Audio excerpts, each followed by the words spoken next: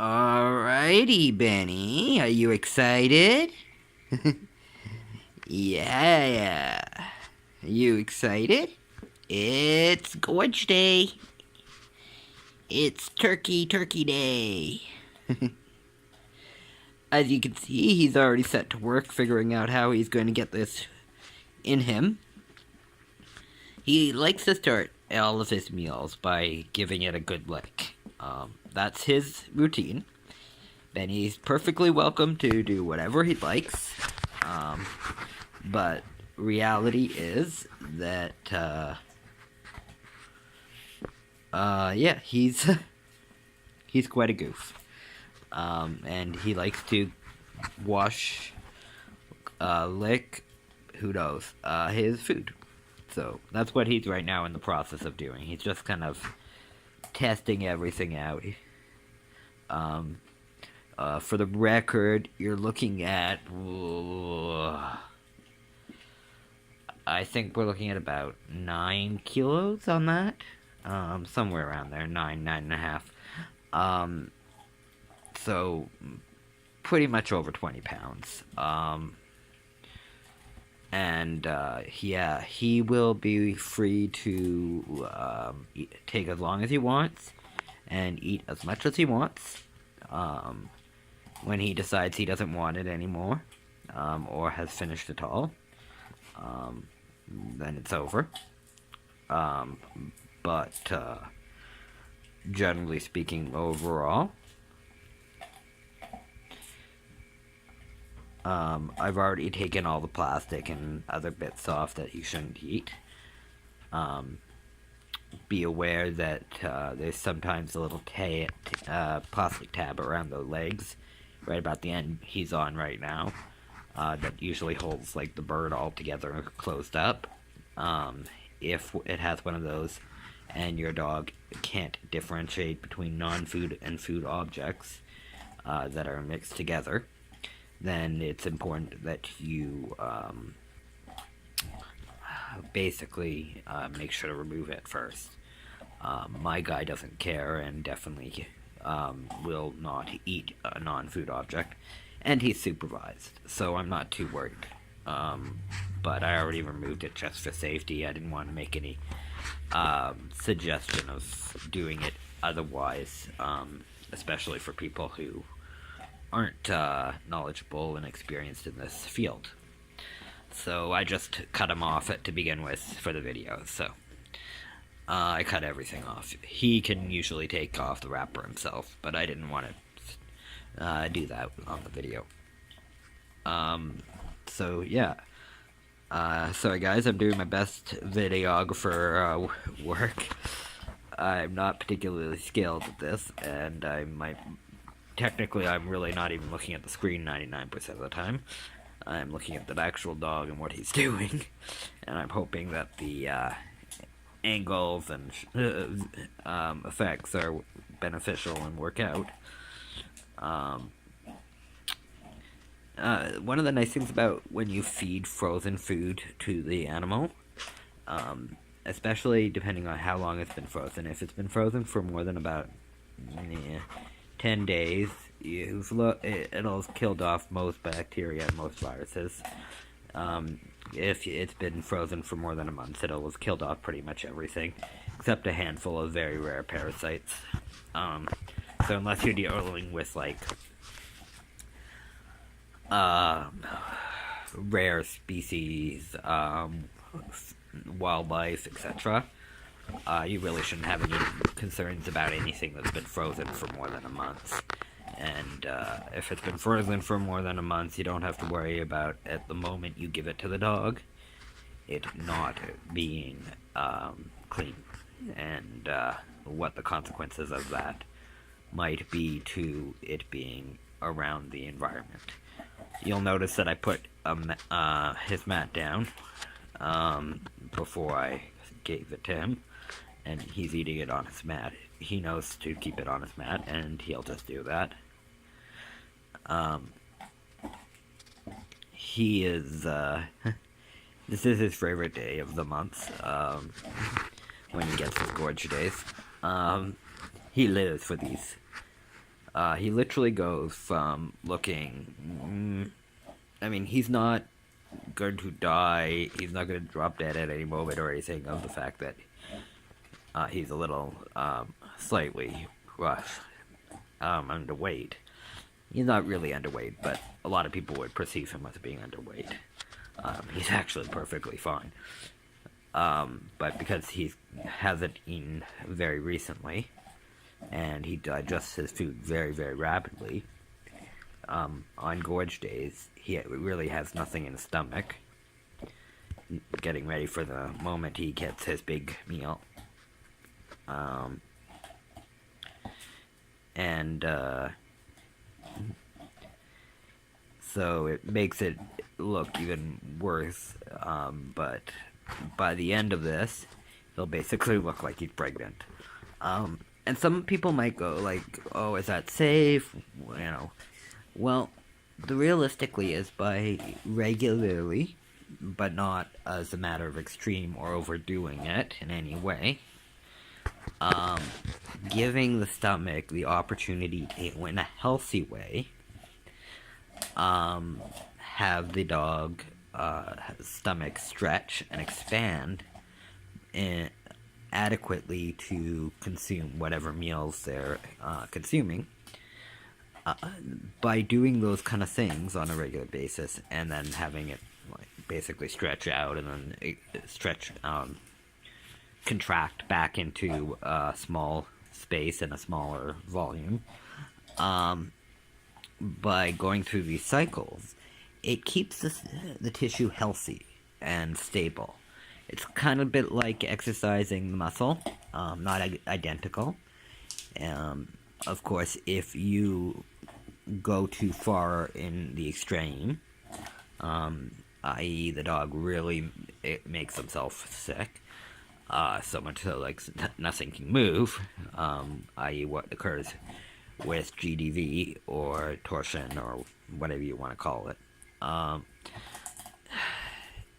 It's a pretty deadly thing unless you're in a hospital, and you don't want to go there. But the meeting, what for most animals will settle down on their own timing. Like, if you have a dog who like just will not stop until they're dead, you can't let them go beyond the reasonable safe point while doing this.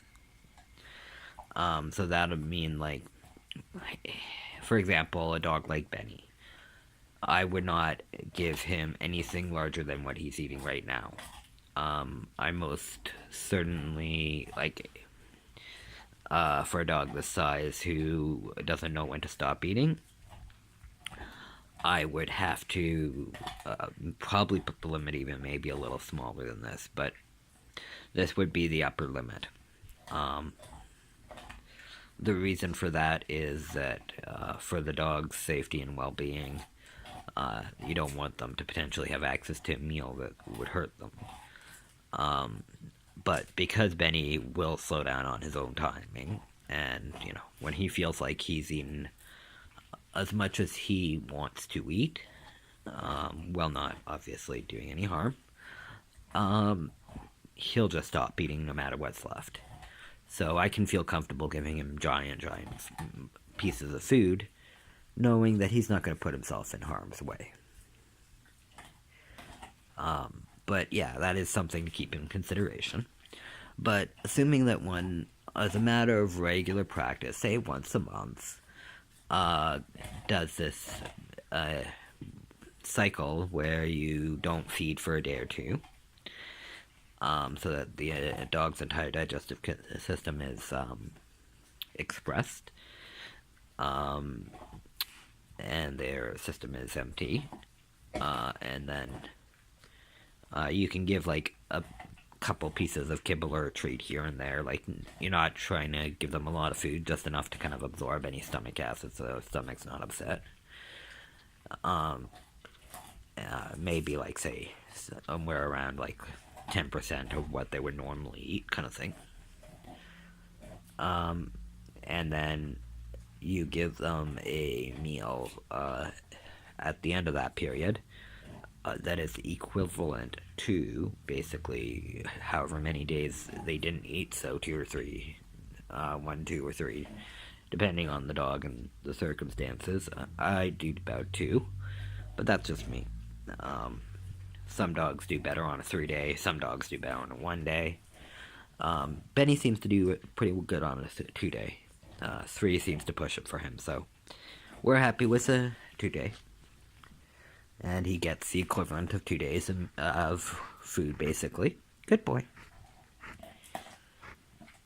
And he just has a ball.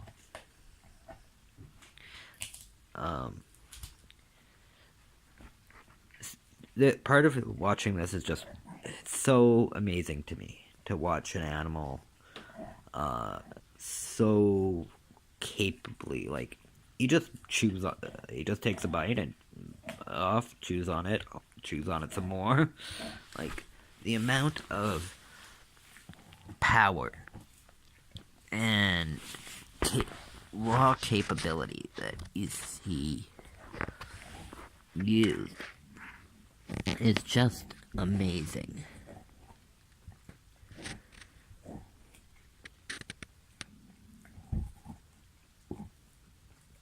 I mean, this is frozen like rock solid. If it was raw, he'd already be done. But to make it more entertaining, more satisfying, I deliberately make it last as long as I can. So that's why it's frozen. That's another reason it's frozen. I mean, some animals just will not eat frozen food. It's too cold, they're unhappy with it. He doesn't have any issues with it.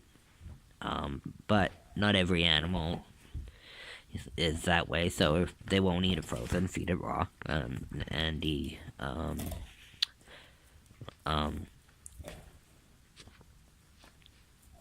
I know defreezing isn't a word, but the name, escaped me at this moment.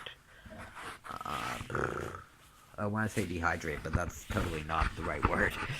I know that too. At least dehydrate is actually a word, though. It's better than defreezing. For the life of me, I don't remember what the word is. Sorry, I unfortunately have some brain damage, and that brain damage affects my speech centers of my brain. And it means that sometimes I lose a word, and can't figure out the word that's supposed to go there.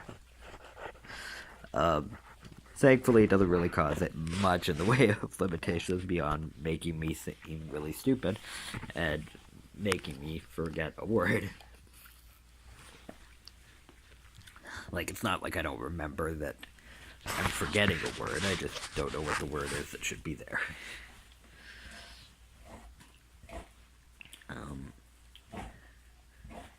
So, yeah.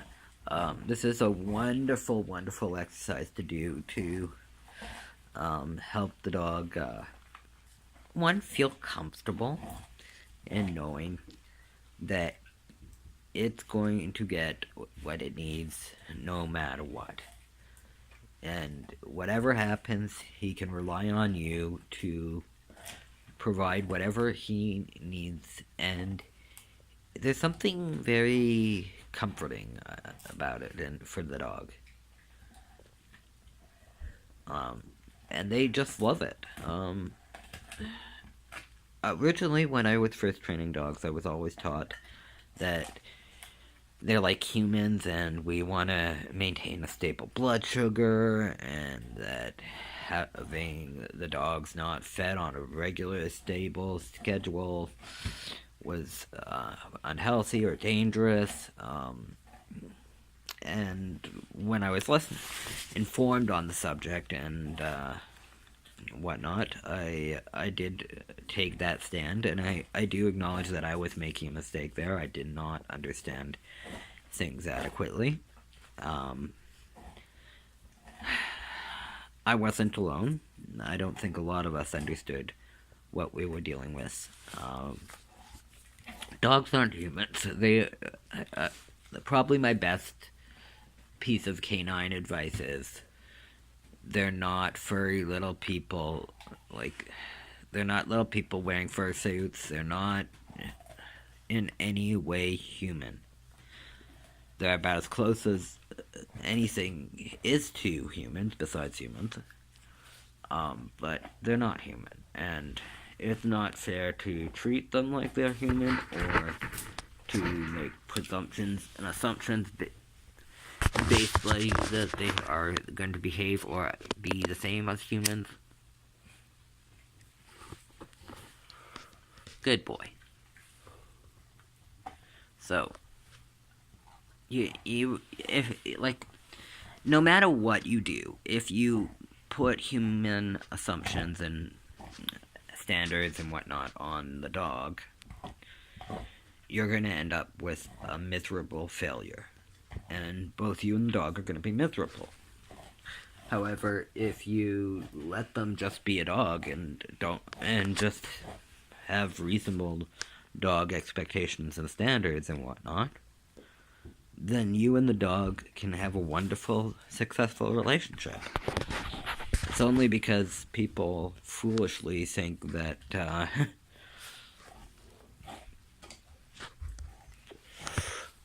that because dogs are around people that they're somehow always the same. Though cats are the king for that. Practically nothing you can give a cat, a dog, or a person you can give a cat.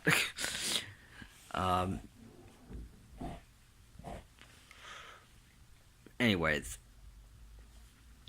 I do this. It works out very well for us. I've been doing this now for years, and yeah, I think it ended up saving my last dog's life. My last dog was clearly highly prone to GDV. As a young puppy from pretty near day one, he had multiple episodes of bloat, very severe bloat. He had a couple of instances of full GDV with torsion. However, happened to be one of the few that lucks out and was able to, in his rising, actually force the stomach to rotate back into place, as opposed to rotating more out of place, which can just as easily happen, and ended up surviving without surgical intervention. Ended up that dog would need to be tacked, or so we thought. But upon instituting a policy of, aside from the raw diet, also doing gorging and fast periods like this, that the dogs really reduced episodes of any bloat or GVDV, and overall became much more stable in his gastric health. He ended up not needing to be really tacked in any way to protect him. But some animals, especially if you're in there doing surgery on them already, you just attack them then and there. It's just safer. But if you're not already doing surgery on them, there's no reason to do that procedure at all. And there's reasons why you might not want to do the procedure. Any procedure has risks, and if the dog bloats too much, it's possible for them to impair those tacking is basically where they bond the abdominal wall to the stomach's chamber, his exterior tissue, and they scar together, and then they basically are effectively one. But the stomach's not supposed to be one there, and so when it swells, theoretically, it's very easy to tear that spot because that's already weakened. Scar tissue is never as strong as the original tissue was.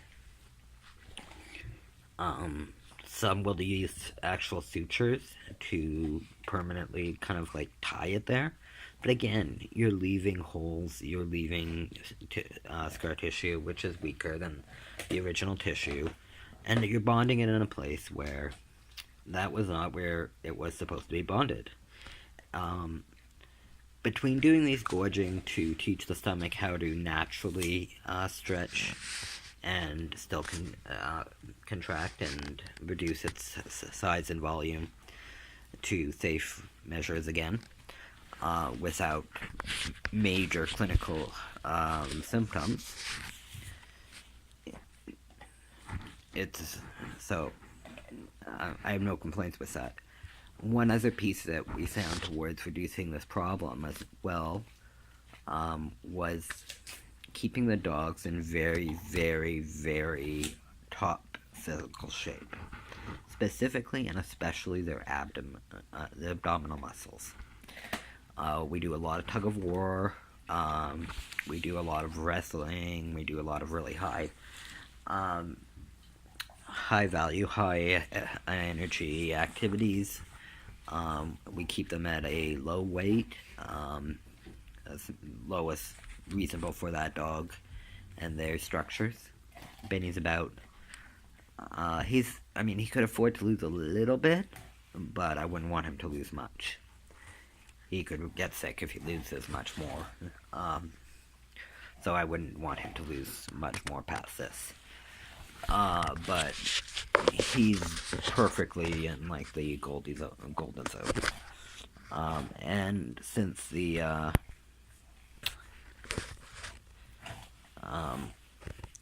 when kept in really high physical condition and their abdomen is really strong, it's not just the large groups of muscles that are well known that exist in the abdominal muscles.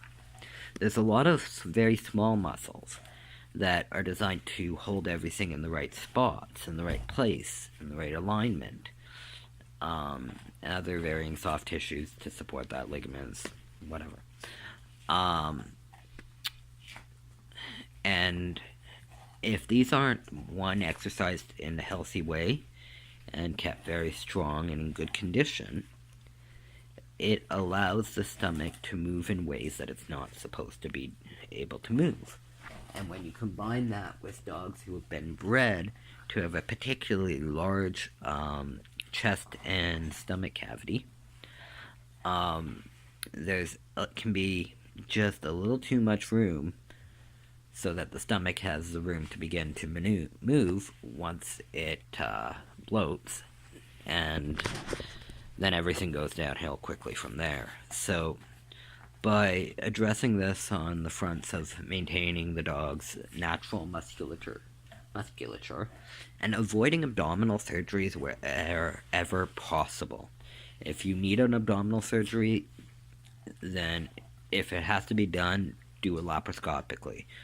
If you can avoid doing a full abdominal cut down, obviously, if it's the only way to save the dog's life, whatever.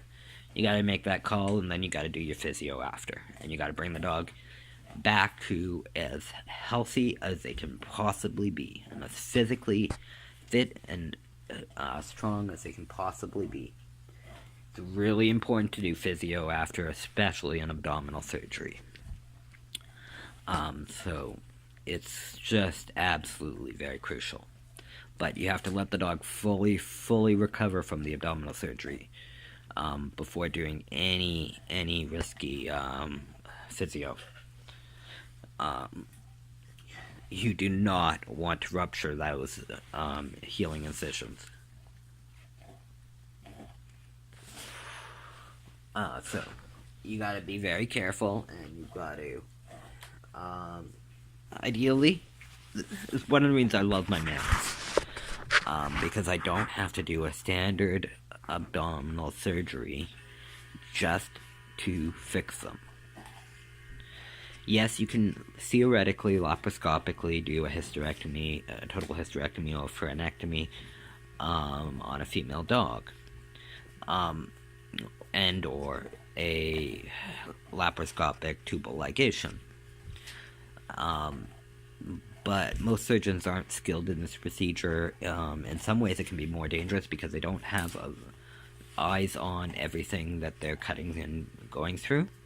So they don't know necessarily that there might be an abnormal anatomical blood vessel or structure that is in that area they could damage. By opening up fully, you see everything that's going on.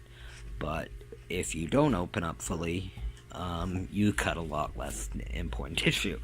So it's, if people are really knowledgeable, and they are really, that's what they specialize in, laparoscopic procedures, they can do it no problems. I'm sure they will be able to do the job properly. It's more your general surgeon who generally does cut downs and is doing his first few laparoscopic procedures where, yeah, you don't want to be the guinea pig. Yeah, he may do 99% of them perfectly fine. There's going to be someone who's going to have problems. But with males, I don't even have to cut through any muscular tissue. There's very, very minimal tissues, and assuming that one does it in a knowledgeable, informed, competent way, it can also be done laparoscopically or via a larger incision, but I prefer, obviously, laparoscopy wherever possible. Again, smaller incisions, it's just safer. And it's a much easier recovery. Benny's vasectomy was done laparoscopically, and doing a vasectomy on a dog laparoscopically, on a male dog laparoscopically, is infinitely safer than it is to do a tubal ligation or a hysterectomy or frenectomy on a female dog. Whether by tubal ligation or open incision. They're just two vastly different procedures. Though, if done by a very experienced professional, tubal ligation and hysterectomy can be done very safely and effectively and easily. In fact, they can be much, much safer and much quicker and less traumatic to the dog. It's my hope that surgeons will very shortly switch over from doing full cut downs wherever they are called for, to the absolute minimum where absolutely essential. Usually trauma in such cases. But, like I said, thankfully Benny got his vasectomy via laparoscopic, and he just was... I couldn't have asked for a better surgeon. I couldn't have asked for a better outcome. His anesthesiologist was very skilled. Kept everybody happy and breathing and not freaking out. So definitely everybody did their jobs very, very well. And I'm very happy with the outcome of the vasectomy. I've really got no regrets, and I don't have to worry about him impregnating anybody. There will be no little Bennies running around, no whoops pregnancies. But if, say, hypothetically, he lives to be, 25 and is the ideal genetic specimen kind of thing, we can always reverse the vasectomy, or tubal ligation in that case. And either harvest sperm or eggs, and or let him impregnate a female, i.e. the appropriate female that would be best suited to help spread that kind of genetic diversity. Good boy. But currently, when we do full spay and neuter, it's not good. we give up any potential for future genetic diversity in a time where genetic diversity in our dogs is becoming a more serious problem as time passes. Now, the vast majority of the dogs, unfortunately, due to the poor breeding that's occurred, are just totally unsuited to be bred and shouldn't breed. And so, neutering and vasectomy becomes more important.